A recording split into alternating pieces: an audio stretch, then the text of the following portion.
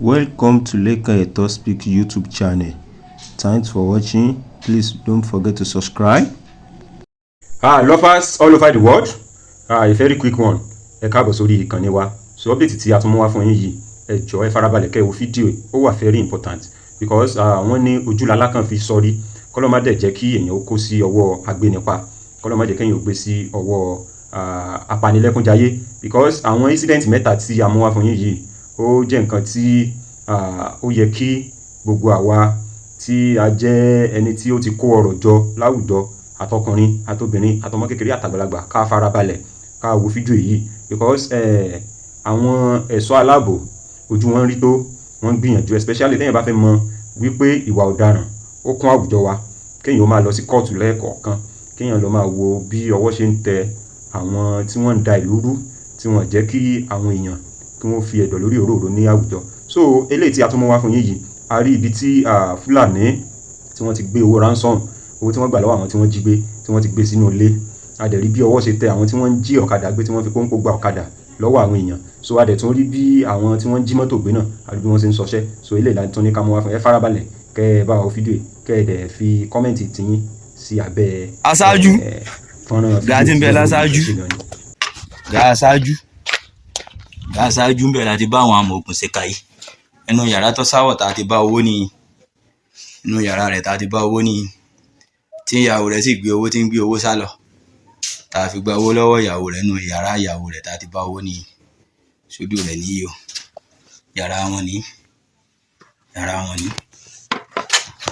àwọn búrẹ́dì tí wọ́n ṣẹ̀ tún rà wọlé nìyí, wọ́n ṣẹ̀ tún rà wọlé àwọn búrẹ́dì rẹ̀ nìyí o, àwọn bàtà tuntun tó ṣẹ̀ tún rà nìyí, wọ́n ṣẹ̀ rà wọlé àwọn nìyí o, àwọn oògùn pé kó tán rà kalẹ̀ ní ibi tá a ti bá gbogbo ẹ̀ nìyí o, àwọn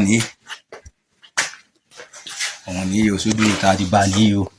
Ọkọ ti sá lọ báyìí àti ìrè ọkọ mú, ṣùgbọ́n ìyàwó ló gbé owó tó fẹ́ máa gbé owó sá lọ. Sódù ọ̀dọ̀ rẹ̀ ni o, ibẹ̀ ní báyìí.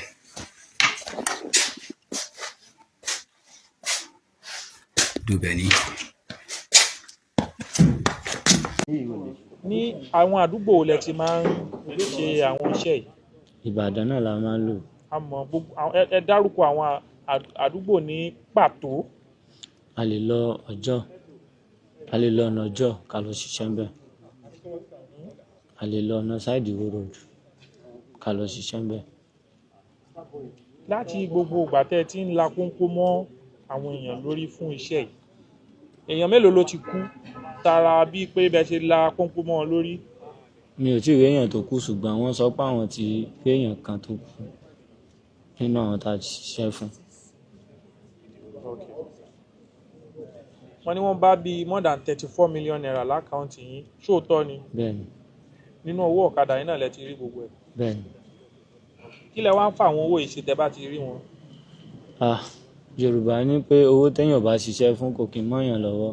Wọn ò lè sọ pàtó nǹkan tí mo fi owó yẹn ṣe, torí tá a bá ti pín, ó lè jẹ́ 200,000 ló máa kàn mí gbà mí. Tí máa ṣe rí owó yẹn báyìí, bùkátà ó máa wọ náà, ojú ẹsẹ̀ ó pẹ́ jù ọjọ́ méjì ó máa tán. Kí lorúkọ yín? Aliu Ọlọ́pàdé.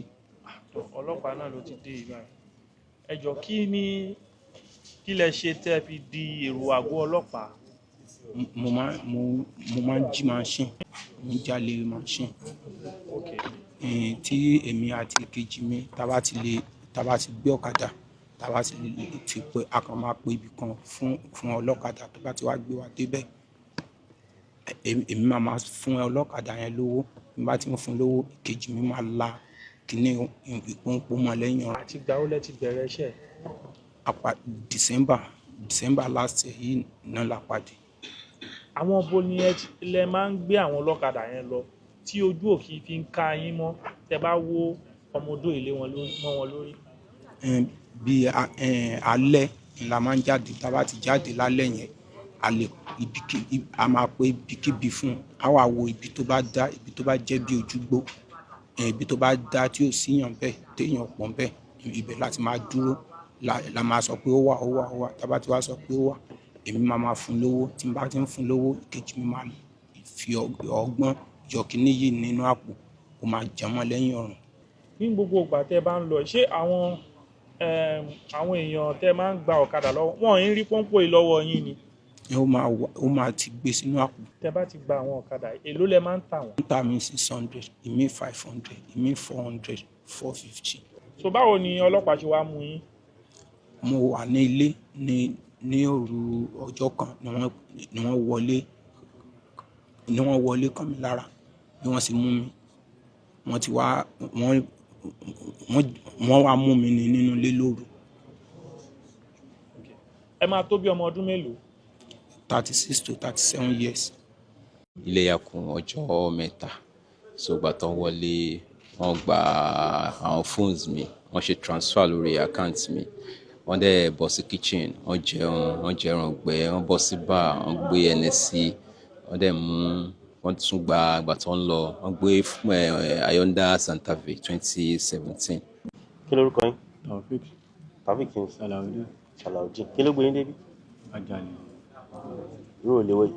Táwọn nǹkan tó wà wájú yìí ta ló ní? Àwa la ní. Báwo ló ṣe bẹ̀rẹ̀? Báwo ló ṣe ṣẹlẹ̀? Kí lẹ jí? Àwọn bo lẹ ti jí nǹkan? Ọjọ́ ọ̀nà méjì náà ni àti wọn láti ṣiṣẹ́. Ọ̀nà méjì, eré àbò oníbò. Ìkan ní Alákíá àti bò. Ìkan ní Olúwo. Kí ni àti kí ni ẹ jí?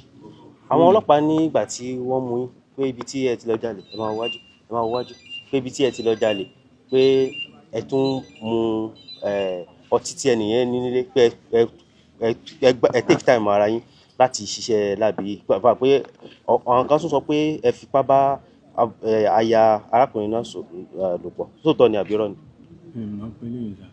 Kí ni wá ní nǹkan tí ẹ ṣe ń tí? Ọ̀tọ̀ ni tí mi ṣe àjọ lọ jalè náà nígbà àjọ lọ síbi. Kí lẹ nǹkan tẹ́ jí níbi tí ẹ ti jalè? Fóònù àtowó la gbà lọ́wọ́ ẹni. Èló lowó tẹ́ gbà? 1.5. 1.5 million. Ṣé transfer lẹ gbà bí cash? Transfer. Àkáǹtì ta lẹ ṣe transfer náà sí? Àkáǹtì Alápà. Ta là lápà láàrin? Èkó nìyẹn wà. Èkó ló wà. Afis Akínpẹ̀lú. Afis Akínpẹ̀lú. Kí ló gbé yín débi? A lọ rọ́ọ̀bù. Ẹ lọ rọ́ọ̀bù. Níbo ni àti bó lẹ ti rọ́ọ̀bù? A lọ rọ́ọ̀bù ní Alákíá àti Ritari Estate. Ritari Estate. Ritari Estate. Báwo lẹ ṣe wọnú ilé arákùnrin tí ẹ rọ́ọ̀bù? Ẹni tó mọ àdúgbò yẹn lélẹ̀, olóhùn máa lọ sí àdúgbò yẹn tó ní àwọn ilé tó dá mẹ́bí pé tá a bá débẹ̀ á rí rọ́ọ̀bù ń bẹ̀. A lè fò fẹ́ǹsì wọlé. Ó kẹ́ fò fẹ́ǹsì wọlé ni. Ṣé nítòótọ́ lè pẹ́ fipá bá ìyàwó ẹ̀ sùn àti pé ẹ jẹ ẹrangbẹ́ àti ẹnẹsí tó ní sílé? Fipá bá ìyàwó ẹ̀ sùn. Àmọ́ ṣé ẹ jẹ ẹrangbẹ́ àti ẹnẹsí tó ní sílé? Á tó àkókò mélòó tí ẹ lò ní ibi tí ìṣẹ̀lẹ̀ ti ṣẹlẹ̀? Láti bí 11:30 láti wà níbẹ̀ àdẹ̀kùn bẹ́ẹ̀ ni 2:05 pé torí ẹni tó mọ ọbẹ̀ sọ pé bí 5 mọ́tò sí géètì wọn. So ẹ ń dúró ti dé àwọn ọlọ́dẹ àdúgbò kí wọ́n fi sí géètì? So láti 11:30 títí di 5:30 ní àárọ̀? 2:05. Báwo wá ni àwọn ọlọ́pàá ṣe mú yín? Àwa pa níbi òǹtẹ̀ tá a ti ń ṣe fàájì. Òtẹ́ẹ̀ tẹ́ ti ń ṣe fàájì ni ọlọ́pàá ti mú yín. Ẹ̀yin kò mọ bọ́ ṣe mú. Okay, on the 29th of May, I moved into an apartment in Olosun, Alakia. So something like 306, 4 armed robbers came inside my house. So they were 4. Wọ́n gbé ìbọn mẹ́rin. Then the house was a 2-bedroom apartment. So àwọn house help mi sùn sí ibì kan, wọ́n wọlé síbẹ̀ yẹn. So wọ́n ṣàwá sọ́dọ̀ mi, wọ́n gba gold mi. Wọ́n ní kí n ṣe transfer sí account which is one GTB bank account. So I transferred 5 million naira into that account. They collected my phone, which is iPhone. They collected my gold, 13.7. They collected $200 and 500 silver. They took my husband's shoe, my shoe, and they beat me and my girls. So and they left. They left something like 4:16. They spent more than 1 hour in my house. Your husband was not there? He was not around. Lovers all over the world, ọ̀rọ̀ náà ni ẹ ti gbọ́ lẹ́kùnrẹ́rẹ́, ẹ bí wọ́n ṣe ṣàlàyé bí wọ́n ṣe máa ń sọṣẹ́ nígbà tí ọwọ́ ṣìnkún agbófinró tí ó tẹ̀ wọ́n. A kí Ọ̀yọ́ State Police Command wọ́n gbìyànjú wọ́n try because kọ́lọ́ òṣàánú ni kò easy. Ẹ̀yin náà wo orú ọ̀rọ̀ tí wọ́n sọ, techniques tí wọ́n fi ń gba owó lọ́wọ́ àwọn èèyàn, tí wọ́n fi ń gba ọ̀kadà, tí wọ́n fi ń jí mọ́tò gbé, tí wọ́n fi ń pa àwọn èèyàn lẹ́kún jayé. So kọ́lọ́ba kó ṣàánú wa, ó ti di ọ̀rọ̀ ojúlá alákàn fi sọrí báyìí. Àwọn ọlọ́pàá wọn kún gbìyànjú, gbogbo àwọn security yẹn náà ń gbìyànjú, kọ́lọ́ba ṣàánú wa ni. Ìwà ọ̀daràn láwùjọ ó jẹ́ nǹkan tí àwọn ìjọba wa náà tán gbúdọ̀ bá wa mójútó. Àwọn kan sọ pé àìsíṣẹ́ láàrin ìlú ló fà.